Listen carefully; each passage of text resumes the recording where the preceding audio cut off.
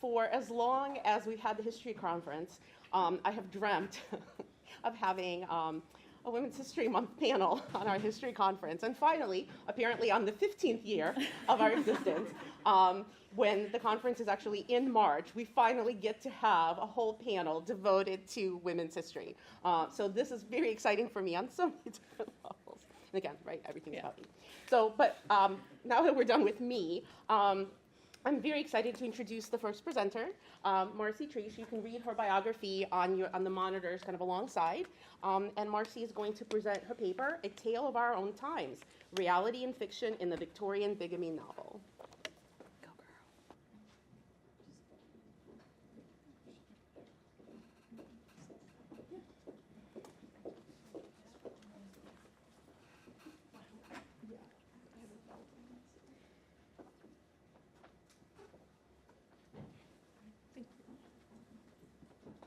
All right, I don't have any fun presentation slides for you, so I hope I don't bore you all. But first of all, bigamy, what is that? So it's basically the crime of being married to one person and then marrying another. So you are married to two people at the same time, and that's a crime. And so what I'm looking at is bigamy in Victorian novels. So the Victorian period has stereotypically been seen as a repressive, prudish era. However, with the rise of the sensation novel, and specifically the bigamy plot genre, it is evident that this perception is not a faithful reflection of the time. Utilizing different databases of Victorian literature, newspaper reviews, and trials from the Old Bailey, an analysis of the connections between novel and reality is conducted within this paper. The number of bigamy plot novels published offers interesting insight into a cultural phenomenon driven by real events that were reflected and exaggerated in fiction. Drawing upon both the appendix list in Maya McAvilly's book and Dr. Troy Bassett's database of Victorian fiction, the two lists were combined and organized according to various categories. The final list contained 334 different books published between the years 1837 and 1901, the Victorian period. This is certainly not an exhaustive list of every book, but it's the list I was working with. The start of the period sees little popularity for the genre, though this changes in the 1860s. Beginning the genre's peak, the years of 1863 to 67 saw numbers of books published in the teens, as opposed to the low single digits of the years prior. This popularity continued into the 1870s, but then began to dwindle. By the 1890s and early 1900s, this popularity had waned down to the low end of single digits of books being published. This sudden rise in popularity during the 60s and 70s has a few potential causes. Bigamy, though not often represented in literature before this, was at least partially in the public conscious after the Offenses Against Person Act was revised in 1861. Bigamy had been a crime for decades, but it was brought into a subtle focus when the act was revised, stating explicitly, quote, "Whosoever being married shall marry any other person during the life of the former husband or wife, whether the second marriage shall have taken place in England or Ireland or elsewhere, shall be guilty of felony." However, by 1860 and 1861, both years had already seen an increase in novels, 6 in each as opposed to the previous peak of 4 in 1856. Another contributor to the rise in popularity is the widely popular and scandalous bigamy trial Thelwell v. Yelverton, which involved Maria Theresa Thelwell and Honorable Major William Charles Yelverton, who were believed to be married and lived together as a couple. The case was brought forth after Yelverton married the already pregnant Emma Forbes. Both from respectable families and Yelverton holding an important position in society, the pair's trial attracted attention. The main question of the case dealt with the legitimacy of Thelwell and Yelverton's marriage. In an original newspaper published about the events in the trial, the author states that one cause for concern came from Yelverton, who apparently proposed to Thelwell that the union should, quote, "be a secret marriage celebrated there by any priest whom he could find." The case gained even more traction from Yelverton's defense, which claimed the pair's marriage had not been legitimate because it was between a Protestant and a Catholic, scandalously tying differences of religion into the situation. Concerning a potential marriage ceremony in Scotland and another one in Ireland, the courts had to decide if any of the ceremonies were legitimate, especially due to the dubious existence of the Scottish marriage and the invalidity of the Irish if, as he claimed, Yelverton had been Protestant at the time.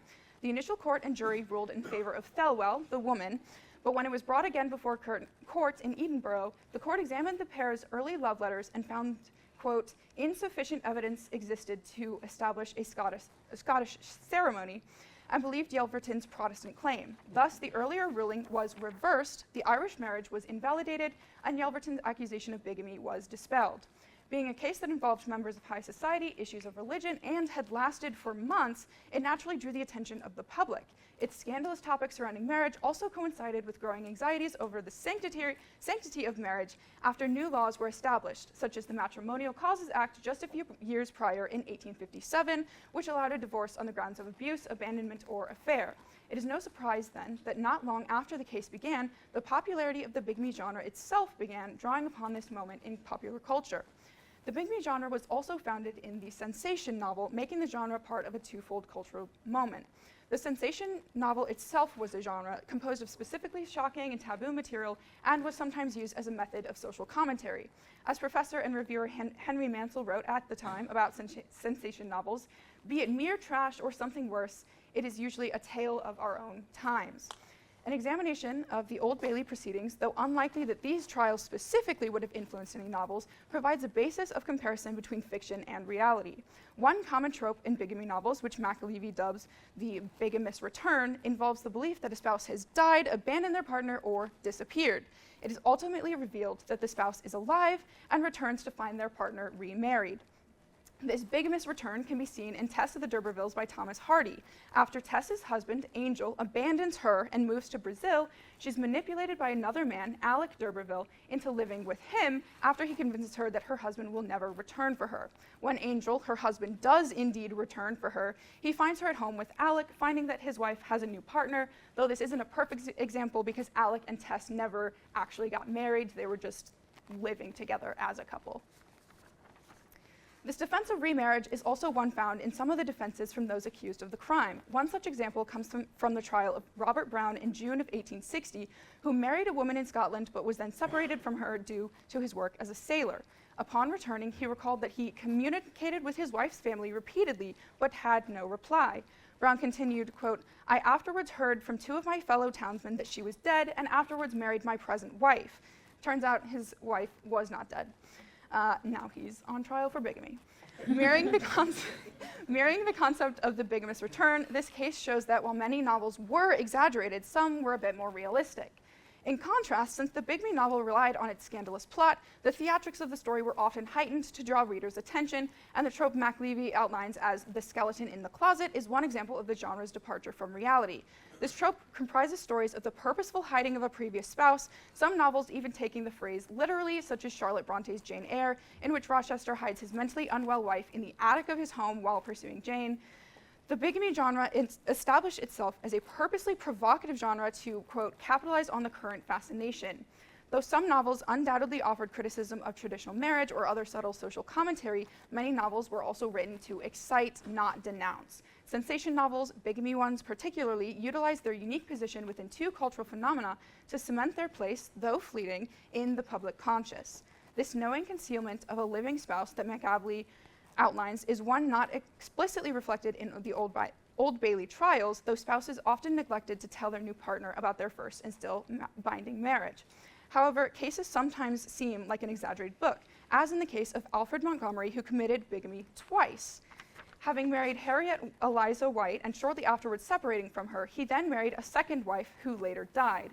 In 1863, Montgomery married again, this time to Jane Lincoln. At the end of his trial, he was found guilty, then was, quote, further charged with having been before convicted of bigamy in June 1855, to which he pleaded guilty. With the motivations behind the genre being to meet, quote, an ephemeral demand, it is no wonder that the scandalous story of the skeleton in the closet is not grounded much in reality. The popularity of the genre found a home between two moments in culture that provided a perfect basis from which to exploit societal fears through its own exaggerations. Naturally, as with the Yelverton trial, there are those in fiction and reality who purposely or knowingly committed the crime. Mary Elizabeth Braddon's most popular book, Lady Audley's Secret, published in 1862, was an early trailblazer of the genre and inspired many following books. Also an example of the bigamous return, George Talboys leaves his wife, Lucy, for gold prospects in Australia, eventually returning to find his wife dead, then discovers her alive and remarried. After her real identity begins to be discovered, Lucy embarks on several plots to stop the truth from being revealed, including attempted murder and arson. Once again reflecting the genre's sensationalistic nature, it is noteworthy that this exemplar of the genre so centrally involves purposeful bigamy committed by an explicitly villainous woman. The popularity of this book, also due in part to being among one of the first at the beginning of the genre's rise, likely stemmed from its especially scandalous subject matter. Not only does it feature a woman who knowingly commits the crime of bigamy, but she is also a criminal in other respects, combating societal expectations of women as innocent domestic caretakers. Lucy Graham disrespects the sanctity of marriage, but also traditional gender norms, resulting in an especially provocative story that Victorian audiences and authors flocked toward. Braddon's book became an inspiration for fellow authors to follow, contributing to the beginning of the genre's rise. Beyond just the Yelverton trial, the use of the purposeful commitment of bigamy in Lady Audley's Secret is seen in other trials from the time, and it was often women who willingly entered into bigamous marriages. The trial of Henry John Clark is one example. Though recorded details of the trial are scant, Clark's second wife is recorded as stating, quote, "I knew he was a married man and that his wife was alive. He told me that." Without the exaggerated excitement and villainy of a novel like Braddon's, cases like this show that bigamy was not always accidental, as in the case of the bigamous return, or hidden in malice, as in the case of the skeleton in the closet. As the bigamy novel rose and fell in prominence throughout the middle of the Victorian period, written by both men and women, it took advantage of cultural moments such as anxieties surrounding ideas of marriage given recent law reform and trials of the crime, but it also offered criticism and warning of changing views of the time.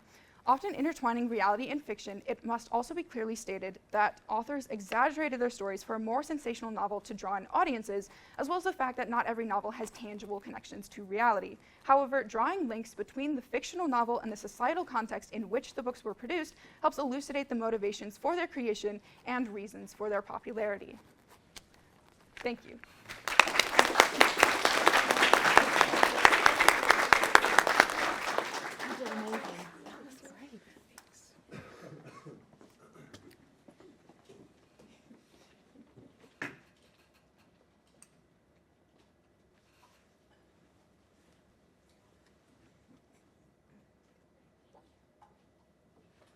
It is my pleasure to introduce the second speaker, Alexis Shoda, presenting on women and Soviet wartime propaganda. And you can read Alexis's biography on the screens on the side.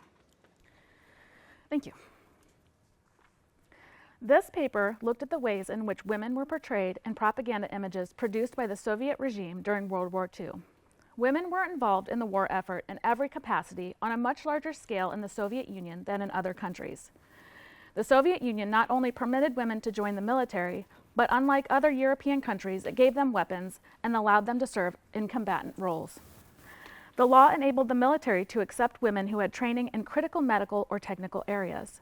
Women could join training groups, and once trained in skills such as sniper or tank driver, they could be called into active duty by the armed forces. Motivated by the Soviet Union's stance on gender equality, enshrined within the Soviet Constitution, many women joined in the fight to defend their country. This paper will focus on the representation of women on the front lines in Soviet wartime propaganda, as it served as an illustration of the regime's attitudes towards women and of the regime's priorities. I will go over the main categories of images featuring women. We'll start with women as victims. In these first two images, we can see how the victimization and subjugation of women was used to influence Soviet men into fighting for their country.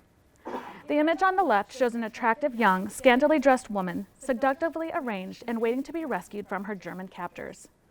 The image is meant to motivate as well as provide an element of titillization for male Red Army soldiers. While this image is meant to invoke anger at the thought of an enemy capturing a Soviet woman, her sexualized appearance could also be a source of tantalization for a male audience. On the right, a woman and her child have fallen victim to a monstrous Nazi in an image that serves the purpose to infuriate and convince men to serve their country to protect its most vulnerable citizens. While this image is not tantalizing like the first, it uses a woman as a prop to remind men, almost all on the front without leave, what was at stake. There was no shortage of these types of images with women as a victim circulated in the Soviet Union during World War II. But while many women were victims during the war, many more contributed to the fight against the Nazis. Though one of the most common ways that women appear in Soviet propaganda are as victims as a motivating force for Soviet men, there was also a recognition of other contributions. In these sanitized images of a medic and a nurse, women are shown alongside men as helpers. Of course, the posters urging women to volunteer as nurses and medics could not depict the horrors of the front, which may have dissuaded volunteers from joining, but the images of nurses serving men, and therefore their nation, made women's contributions seem auxiliary to men's. The image of the nurse serving the wounded soldier water shows a conventionally attractive, slightly injured man and woman in an idealized hospital setting, which was far from reality from the descriptions of medics and nurses in the field. The image on the right shows a medic rescuing a wounded soldier from the battlefield. While she appears heroic, the caption places the focus on the male soldier urging her not to leave the wounded or his weapon on the battlefield. Working in the medical field was one of the more readily socially acceptable positions a Soviet woman could train and volunteer for within the military. A sizable portion of medical positions in the military were women. More than 40% of all Red Army doctors, surgeons, paramedics, and medical orderlies, and 100% of nurses were women, many of whom were very young and possessed little training. The women that served as nurses served on the very front lines, rescuing wounded men and their weapons by dragging them from where they had fallen back to the medical barracks. One medic recounted what was required of her on the front. We carried men who were twice or 3 times our own weight. On top of that, we carried their weapons, and the men themselves were wearing greatcoats and boots. We would hoist a man weighing 80 kilograms on our backs and carry him. Then we would throw the man off and go to get another one. And we did this 5 or 6 times during an attack. The work of a medic was extremely dangerous. Frontline medics had a casualty rate second only to active infantry. Along with duties to administer aid to fallen soldiers, medics were also expected to fight off attacks on medical barracks. One such medic served with the Naval Infantry Battalion and completed the same training as the men in the battalion. She was required to carry grenades, anti-tank grenades, and a submachine gun within her medical bag. She was expected to engage in combat when not tending to the wounded. Many women that had begun their military career as a medic or a nurse ended as a soldier. Initially only able to volunteer as nurses, some discovered a taste for combat as the war progressed. Women, even combatants, were expected to fill in as medics despite their assigned position in other areas simply because she was a woman. After battles, male soldiers recuperated while the women soldiers tended to them as nurses. If anyone has any knowledge of Soviet women's contributions to the defense of the Soviet Union, it is knowledge of the snipers. Female snipers were surprisingly one of the more readily accepted roles by male soldiers that women filled and were exceptionally skilled in. A sniper movement sponsored by the Komsomol began in 1941, and more than 100,000 young women went through the basic sniper training courses during the war. Women of all ages served as snipers. One woman, 48 years old when she completed sniper training, served until the end of the war. The Central Women's School for Sniper Training opened in 1943 under the command of a female Spanish Civil War veteran and produced 1,500 graduates by the conclusion of the war. Graduates from the Central Women's School accounted for 11,280 enemy kills. The detail of sniper was an exacting one. To be qualified, one needed a good eye for distance, motion, and the ability to handle a rifle blindfolded. Besides marksmanship, one needed the endurance to crawl long distances to get near enemy lines, have the ability to camouflage oneself, and wait motionless in various kinds of weather for hours for the enemy to show. Snipers attempted to get into their position in the pre-dawn hours and usually returned to their own lines at nightfall. Sometimes perched in a tree, lying in snow, or on a rooftop, they got as close as 540 yards from enemy lines, working in pairs to keep one another alert. The most famous, successful female sniper in history, pictured here, Lyudmila Pavlichenko, nicknamed Lady Death, killed 309 enemies in less than a year of her service, of which included 78 enemy snipers. She fought with the 25th Chapayev Rifle Division in the defense of Odessa and the siege of Sevastopol, where she became injured. After recovering from her injuries, Pavlichenko was made a master sniper instructor and taught Soviet women that hating the enemy without knowing how to kill him was a useless hatred. She also toured the United States. There do not appear to be posters celebrating women snipers for the internal audience. Lyudmila was utilized for the regime for external propaganda, both as a demonstration of the Soviet Union's stance on gender equality and as a way to guilt American men into fighting for their country, by showcasing a successful woman sniper in a military position traditionally performed by men.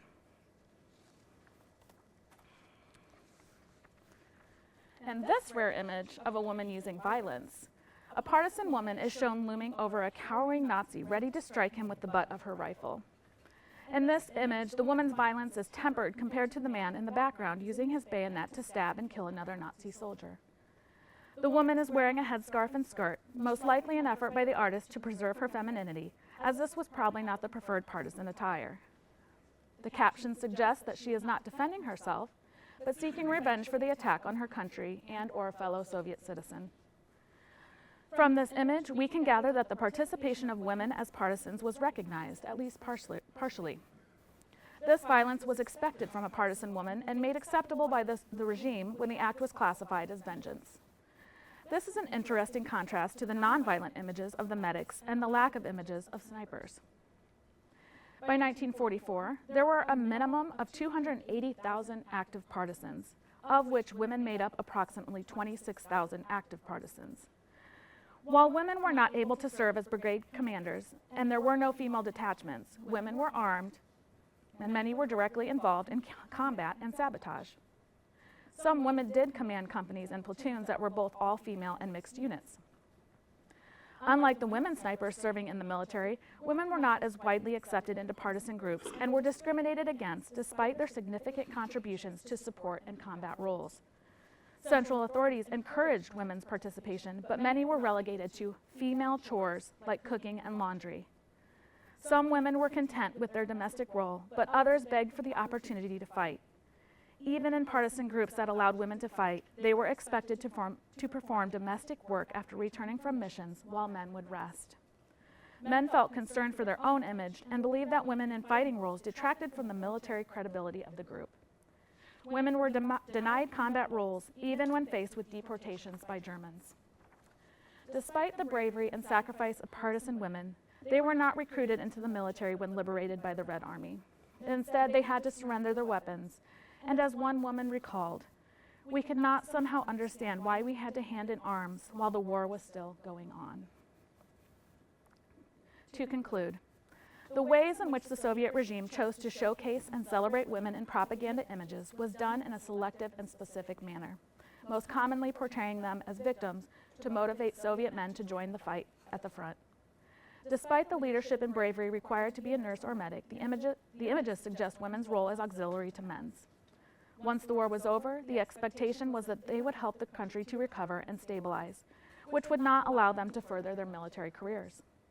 The regime wanted to have it both ways. They wanted to utilize women's patriotism and the belief that they should be fighting for a country that had given them equal rights, while not challenging traditional gender roles they believed would destabilize Soviet society, and to preserve it in a way that would look familiar to the men who left to defend it.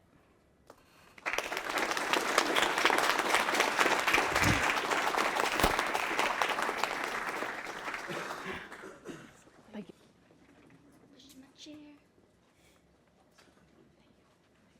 From Austerity to Elegance, French High Fashion and the Feminine Identity, 1939 to 1955.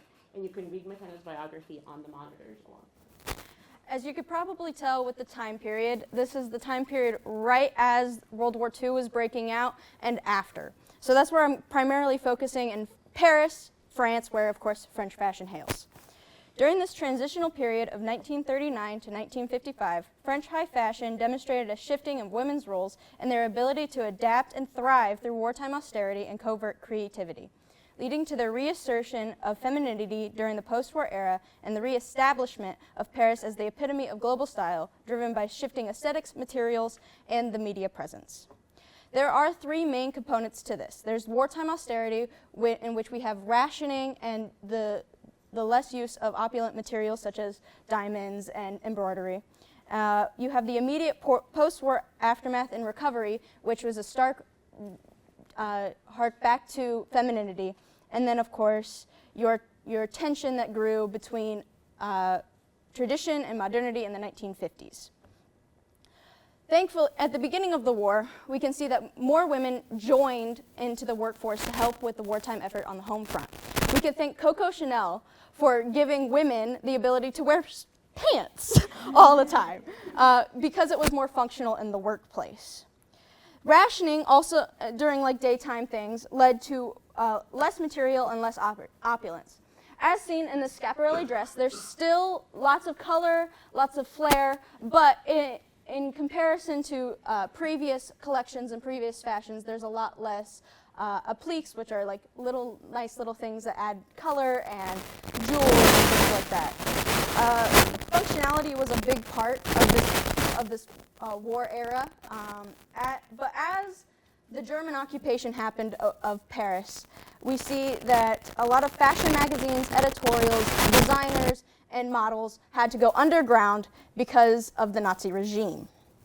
Many of these editorials and fashion magazines, like Vogue, became tools of resistance, showcasing resourcefulness and nationalistic pride. Vogue Paris covers, like from 1939 to 1945, emphasized and maintained a sense of French innovation and French identity. Many of these publications portrayed women as resilient symbols of French pride, bridging social classes and bolstering morale for many of the French soldiers during this time. The influence of many Paris designers, and especially editorials like Lucien Long and Miguel de Brunhoff, had used efforts to resist Nazi occupation and to resist Nazis taking Paris high fashion to Berlin and making Berlin the epitome of world fashion. Thankfully, we can thank them for stopping this in its tracks. As we look to the immediate post-war world, we see that many publications outside of France finally got notice of what was happening. As we see from Vogue New York, there were considerable fashion changes likely. The post-war also offered this new look created by Christian Dior. This was a media-driven return to femininity and more glamour. As we see here, we can see the progression of feminine looks and silhouettes. So you see cinched waistlines at the beginning of 1939, yet still very toned down. And as we go through the war, you can see that a lot of these dresses and different outfits here followed more H-line, very practical, very functional looks. And then as we go back, we see the new look, which brings back the cinched waists, the pleated skirts, and a lot of the more opulent aspects of women's fashion. This is one of the first pieces from Dior featuring the new look. This was a more feminine silhouette that maintained its practicality. You see the cinched waistlines, but there was also a sense of still business casual where women were still in the workforce after the war. Carmel Snow from Harper's Bazaar labeled these designs as the most feminine you can imagine. After the war, many forgot what the feminine look was, and we see this brought back with the new look from Dior. Media like Vogue and Harper's Bazaar framed women's focus on fashion as empowering, finding their identity again and helping to reclaim this after the wartime upheaval. The media celebrated women's duality and roles, acknowledging their use in the workforce through functionality, as well as promoting a return to traditional aesthetics. During this time, the new look reestablished Paris as the fashion capital of the world, once again, becoming one of the biggest influence on women's identities then and now.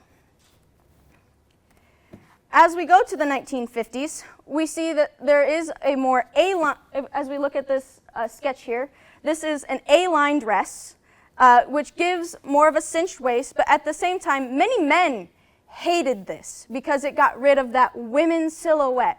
It hid a lot of the cupcake designs that you had seen before. This was called Dior phobia. Many men hated Dior because it was unfeminine, because it added in that functionality that women had during the war. Many of these showcase stiff necklines, cinched waists, full skirts, but they also serve a portion of functionality. As you can see, many of the designs end at the ankle, so they wouldn't get caught on things. They weren't dragging behind them as they went to work. Many of them cut off at the elbow here to aid in much of that functionality, especially with women being in factories and things like that. As we go on, we see that the media culture also changed. Many more celebrities now were wearing a lot of these collections. One of the most famous one is Dior, and in showcasing his new look, he used many actresses like Katharine Hepburn to highlight this individuality and sophistication to the masses, as they were highlights of the world and many women looked up to them. Manufacturing also became a bigger thing after the war. Things like nylon, now that aren't going to be used for the war effort, could be used for other things, such as stockings. And because of this increased availability of materials, it also allowed these materials to become cheaper, and many of the lower class, social class women were able to afford things like Dior stockings because now they get to reclaim parts of their personal femininity and their identity after the war. This gave them the ability to gain a greater sense of identity through fashion. Media not only mirrored, but actively shaped many of women's identities during this period of societal upheaval and recovery. This interplay of fashion, media, and identity during this time set the foundation for modern fashion that we see today as an agent of cultural and personal expression for many women and other identities. That's it.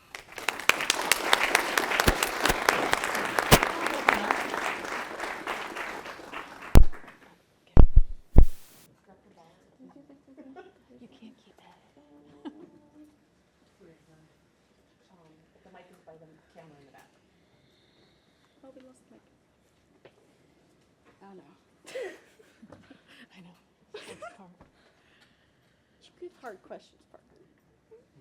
What can I say? Oh, good. Parker has a question. Parker always has a question.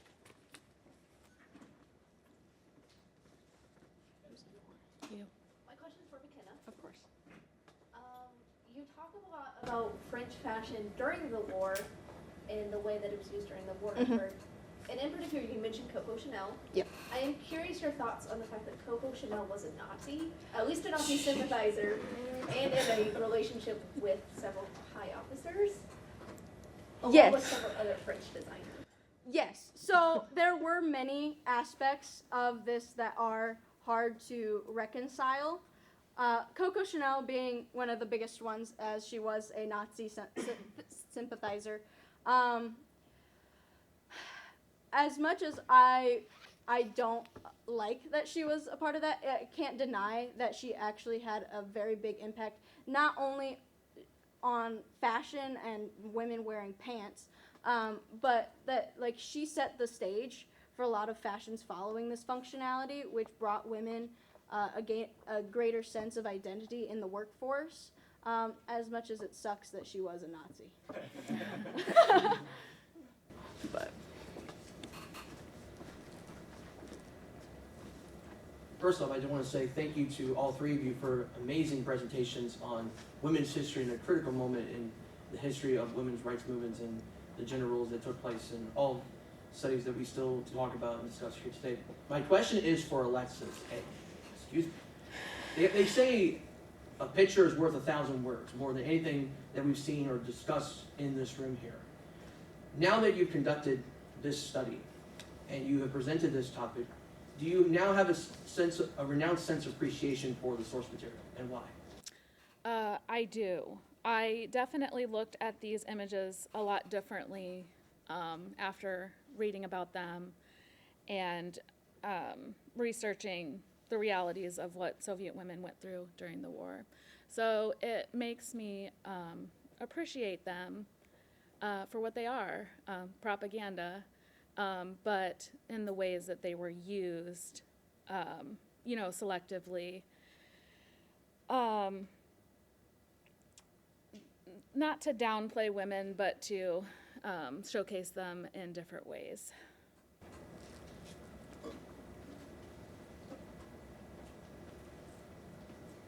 Thank you so much for 3 wonderful papers. I wanted to ask you all a little bit about the class in which you wrote these papers, because we had 3, very different kind of areas of women's history. And I wanted to kind of hear a little bit on your process of picking your topics and how you all decided. Were you able to kind of bring in personal interests and then mesh it into the kind of ideas you were learning in the class? Just a little bit on that process, kind of classroom to research to writing and all of that. who wants to go first? I'll go first. Go chronological is always good. All right, yeah. So my primary interests are usually the medieval period, and for this class, we had to pick a topic that was within the time periods that we discussed in the class, and we had started in the French Revolution, so I could not do anything medieval, and so I was trying to think, like, what else am I interested in? And I was like, well, I like Victorian literature, and so then I tried to remember some things that I had learned about Victorian literature from my previous classes, and then eventually it led me to remembering, like, oh yeah, like the Old Bailey proceedings and those trials, and then I was like, okay, I can like tie this into novels somehow, and then I ended up tying it into bigamy. I don't know. Well, I always enjoy discussions around propaganda, and I always love looking at Soviet propaganda. When I took the European Women's History class, I honestly was not aware of Soviet women's contributions to the fight against the Nazis. So that's where I started, and I thought it would be interesting to see how the Soviets portrayed women. And I mean, we had discussed it on the surface, but to go a little deeper, what I didn't get to discuss was pre-war and home front images, which were also interesting to see how they portrayed women. Me. All right. So I have always kind of had an interest in fashion. It's just been like a back burner thing for me. I especially love looking at the Versace collections every year because Versace is one of my favorites. So with that, I wanted to tie in one of the things that I really do love, which is fashion, and look at the feminine identity. And I settled, which we didn't really tend to talk about World War II all too much in Paris, but I wanted to take what we did learn about how women's roles shift through different time periods and look at that through French fashion and how that can be mirrored. Yeah, simple.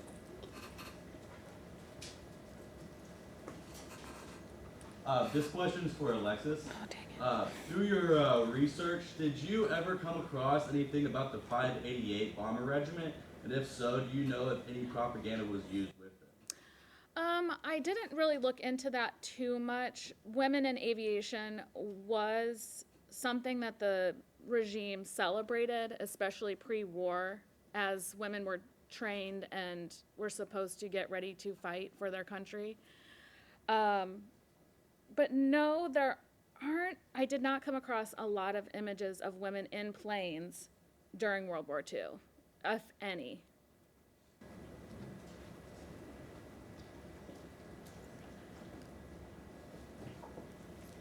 So this question is also for Alexis. Listening to your presentation, it really brought up the idea, or not the ideas, like American propaganda. You know, like we can do it, the iconic image, and kind of the idea of after the war really excited ideas of like what is a woman's place in American society.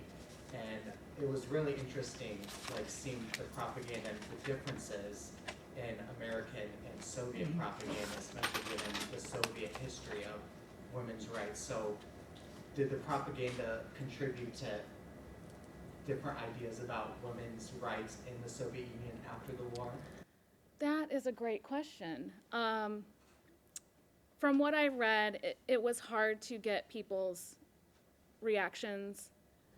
The Soviets were not polling people, if you can imagine. So it was hard to get people's reactions. I'm sure, rural people had different opinions than urban people. Definitely, seeing women in factories and images of women in factories having to work for the men when they left. But yeah, there's not a lot of information about what the Soviet public, how they perceived women before and after the war.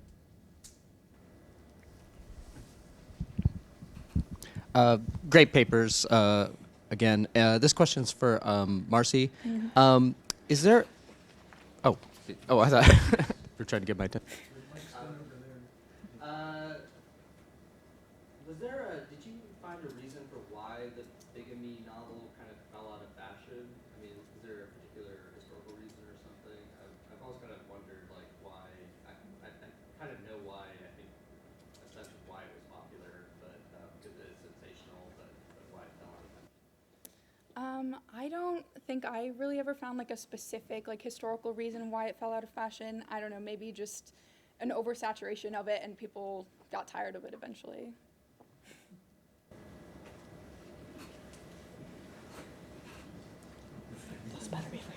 Thanks.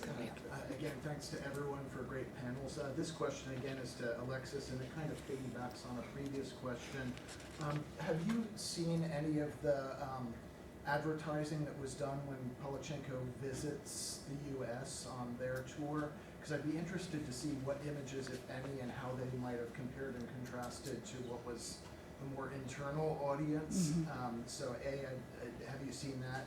And then B, in what ways might this inform today's conversations? I mean, we have a Secretary of Defense who's on record sort of incomprehensibly that women shouldn't be in combat roles in any form. Is there any way that previous era might help us inform our discussion of similar issues? I have not looked at any of the images of Pavlichenko in the United States, but that would be very interesting to look at to see how she was portrayed within the United States. I do think we can learn from these images of how women were portrayed in the Soviet Union today.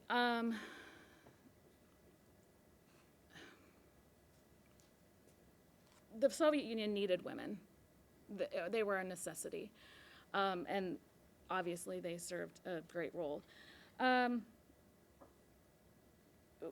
think, yeah, I'm not really sure, but I think we can learn on how women contributed and how maybe if there was more images of women serving today in that role in this country, people would realize, you know, what women can do for their country.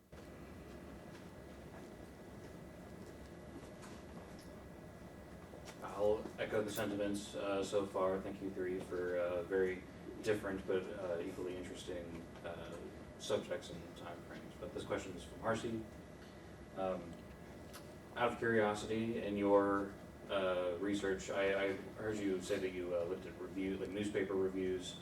I'm curious as to whether or not there were critics of this genre, sort of after it started to pick up, blaming it for blaming popularity of bigamy novels for perceived social decay or like an uptick in cases of bigamy in reality.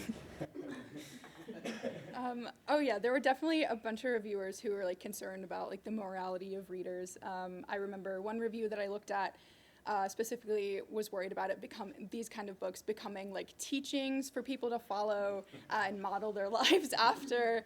And then another reviewer was concerned that like with so many novels about like bad people doing bad things, like in the sensation novel, this reviewer was concerned that people wouldn't want to read like books about anything else, and like if books didn't have like super scandalous characters, like they'd be bored without all of this, you know, scandal going on. So yeah, people were definitely concerned about the genre.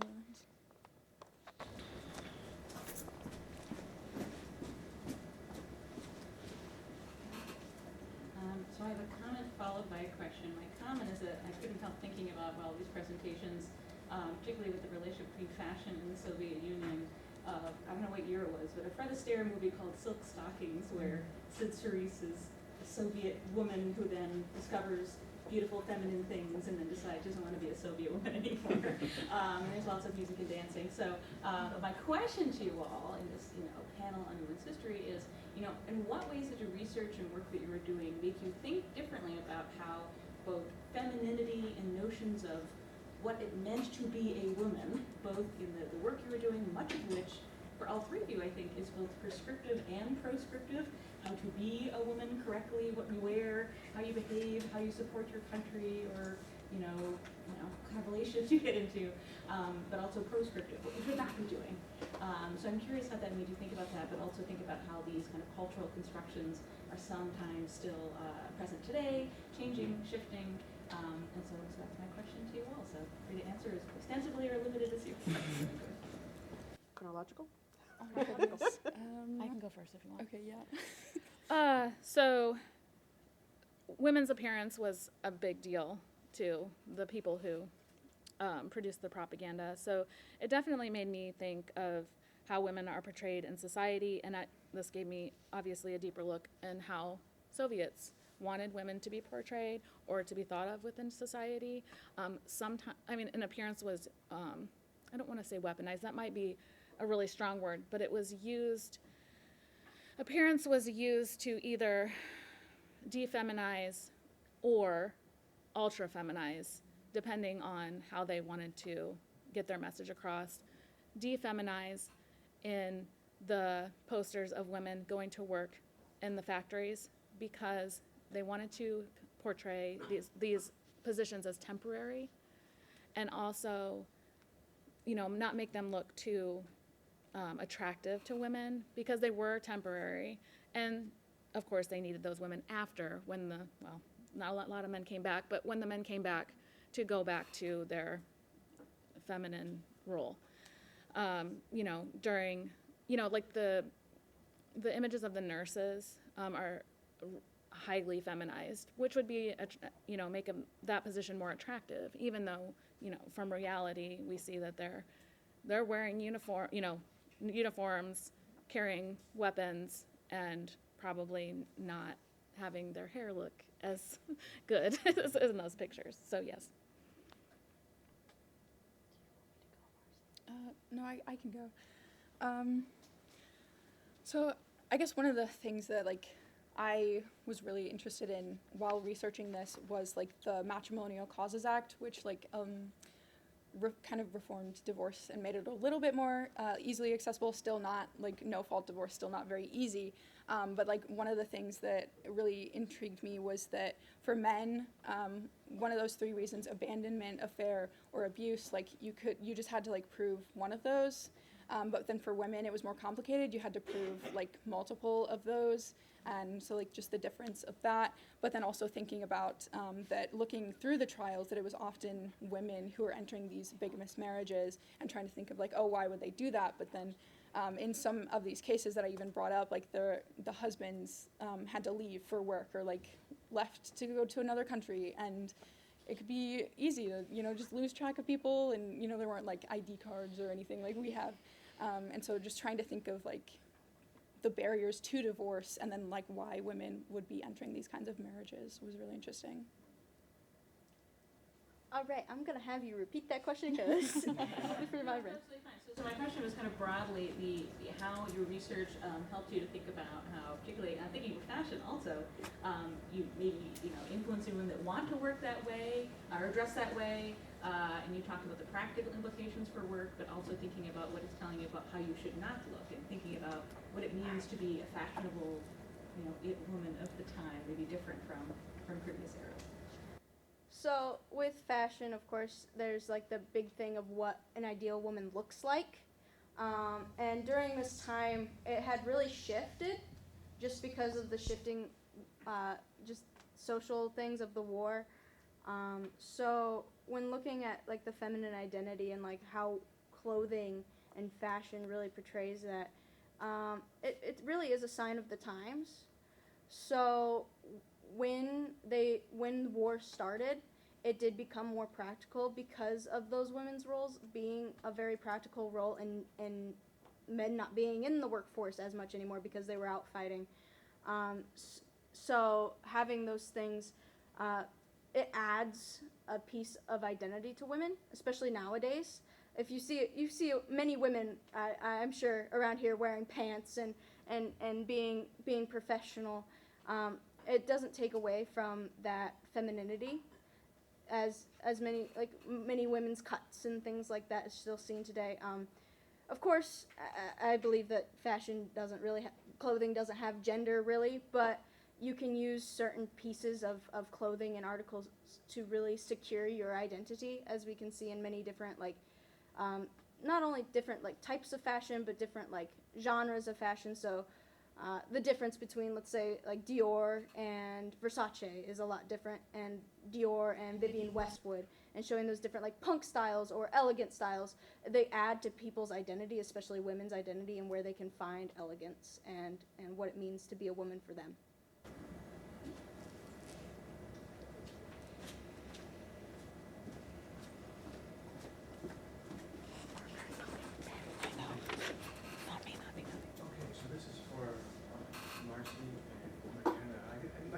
question is, when I think about literature and fashion, I'm thinking, to what extent did these have cultural impacts on a range of social class?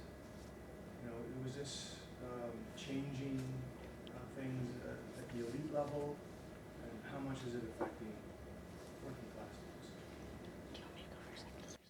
All right, so with fashion, it's very easy to see. It starts very much at the high class, high end level.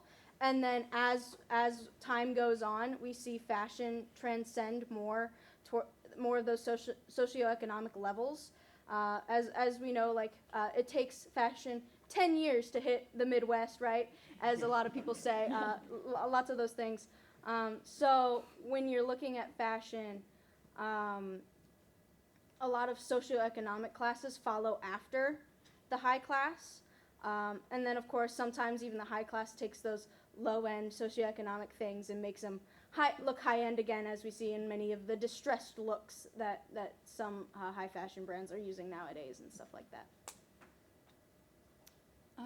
I'm not entirely sure I have an exact answer to your question, but something that I found in my research, one scholar quoted and said that the sensation novel was a genre written for women by women, and so it was kind of mostly, I guess, more upper class women who would have the time to be reading these books, not having to go to work all the time.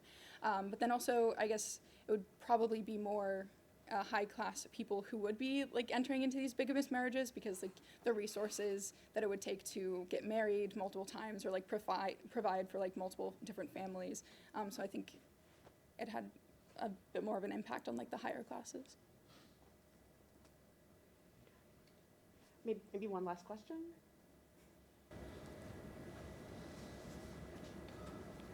Looking on twice if someone else has a.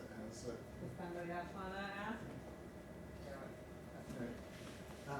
This one's for Marcy, and feel free to just ignore it if you haven't thought about it, because what I was thinking during your talk was, I wonder if you had thought about the sort of precursors as well as contemporary iterations of what you're talking about, because in listening to some of your descriptions of some of those Victorian novels, I couldn't help but think about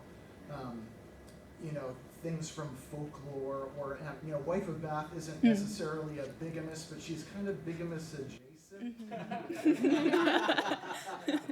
was also thinking about Angela Carter's reworking of folklore in Company of Wolves. There's that portion of Company of Wolves where the werewolf husband comes back. Do you see from your medieval studies perspective anything that might be indirectly informing the Victorians? And do we have a similar sort of thing going on today? Is Angela Carter representative of anything similar sort of fretting about social things today? So my research did pretty much just look at the books at the time and not so much before or after. But I will say that a lot of the Victorians did do a lot of medieval studies stuff, so it's very possible that they could have been drawing some of this stuff from back then. Well, let's do a round of applause for our panelists.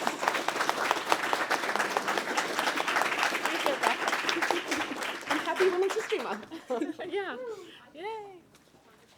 Do you want your water? Okay. Comes up next.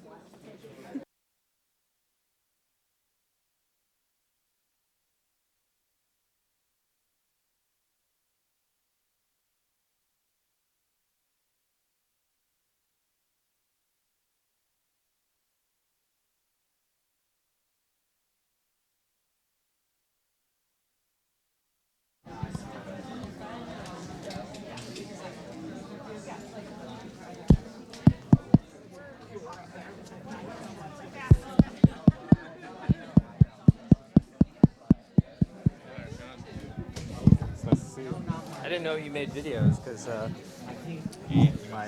have a student intern who wants to do videos based on my research. Really? Editing. Yeah. Yeah, of course. I'm trying. There's one right there.